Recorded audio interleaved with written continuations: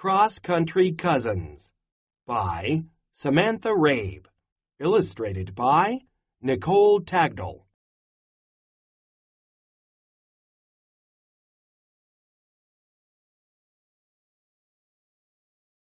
Jessie and Chris were cousins.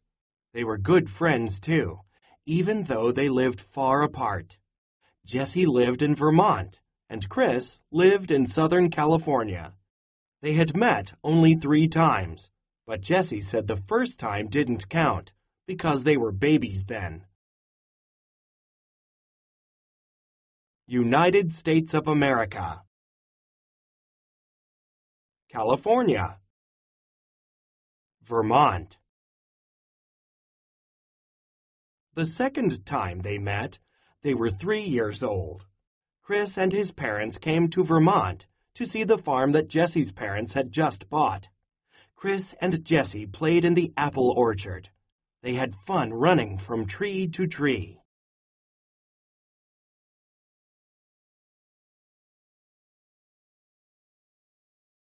When Chris and Jessie were 7 years old, Chris and his mom came for a visit to see Jessie's new baby sister.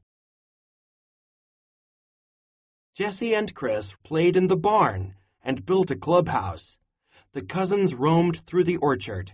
They collected wrinkled brown apples left over from last year's harvest and fed them to the cows. Even though they lived far apart, Chris and Jessie kept in touch. They sent each other birthday cards and emailed each other about things they were doing.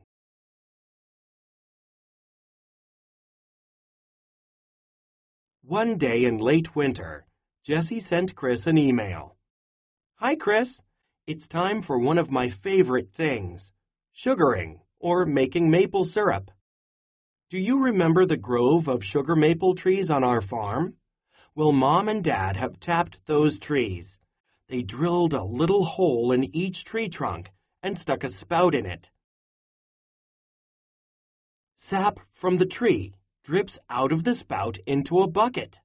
When the buckets are full, we empty them into a tank in our sugar house. The sugar house is where we boil the sap until it becomes syrup. The air fills with the sweet scent of maple syrup. I love that smell. Jessie." Chris sent an email back to Jessie. "Hi, Jessie. I wish we could make maple syrup here, but we don't have any sugar maple trees. We don't have snow either. It's too warm. Because it's warm, we can grow crops all winter, so this is a busy time of year for us.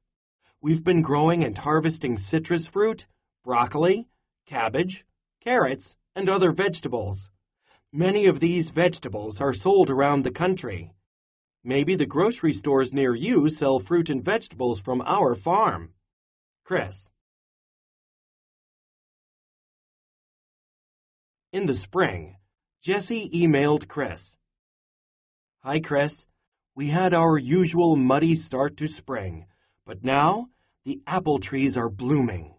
So many bees are buzzing around them that you can hear the orchard before you see it. We got our shovels out and started planting. Our asparagus is growing.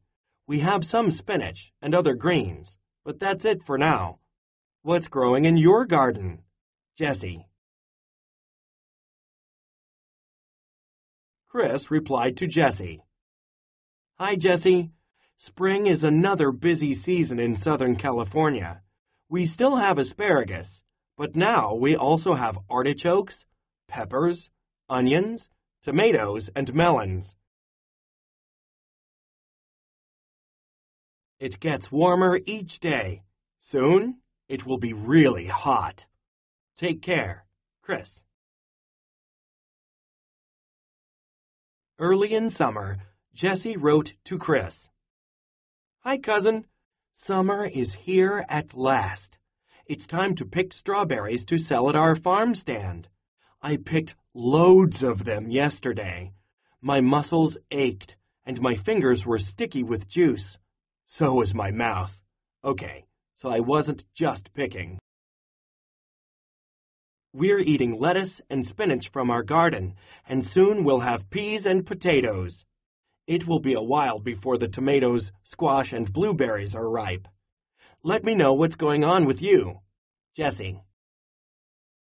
Chris wrote back to Jessie. Hi, Jessie. It's super hot here. We're still growing melons and tomatoes, and we have squash and other vegetables too.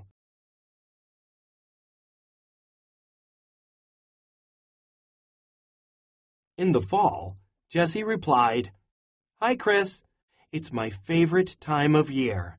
The leaves of the sugar maple trees are turning from plain green to bright orange and red. I love the tough skin of the gourds. Some of the gourds look like hard little pumpkins.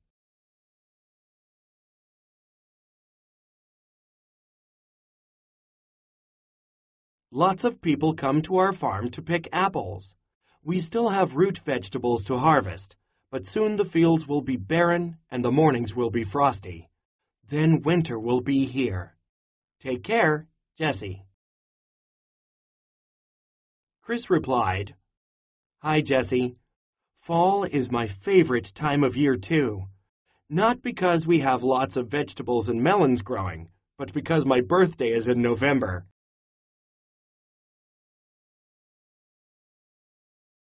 Mom and Dad told me I would be getting a big surprise. I wonder what it is. Talk to you soon, Chris.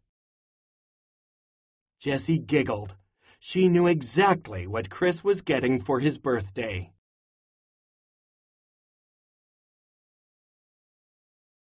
On his birthday, Chris bounced out of bed, dressed, and raced into the kitchen.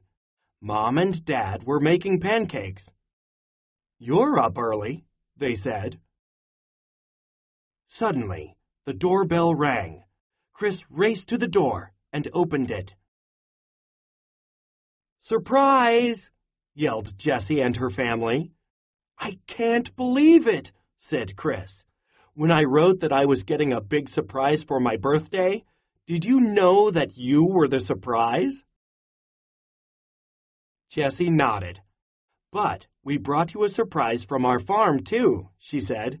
Maple syrup for your birthday breakfast. Responding.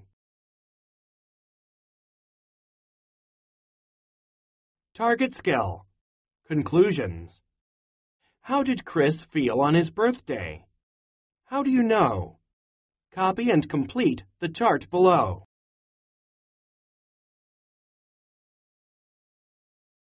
Write about it. Text to self. Jessie and Chris wrote to each other about the changing seasons. Write a summary paragraph about how the seasons were different for Jessie and Chris. Then explain how the seasons are where you live.